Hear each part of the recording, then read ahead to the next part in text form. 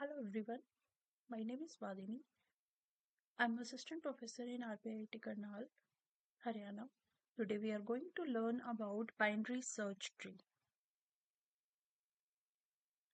Binary search trees are the trees where the data in the binary search trees is always stored in such a way that the values in the left subtree are always less than the values in the root and the values in the right subtree. So basically, root and right subtrees are always greater than the root node. The left subtree, what it means that left subtree is less than root node and root node is less than right subtree.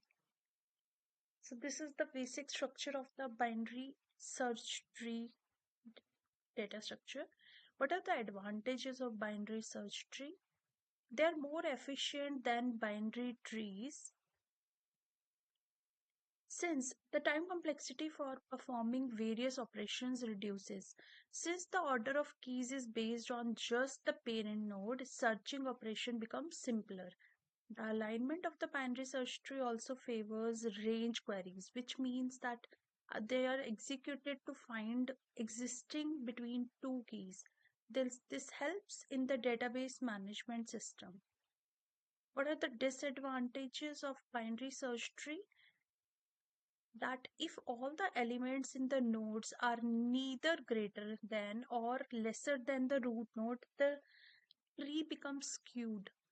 Simply put, the tree becomes slanting to one side completely. So this skewness will make the tree a linked list rather than the BST, binary search tree. Since the worst case time complexity for searching operations becomes ON, that means it takes a lot of time and in the complexity way.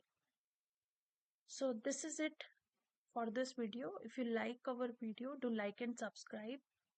Thank you.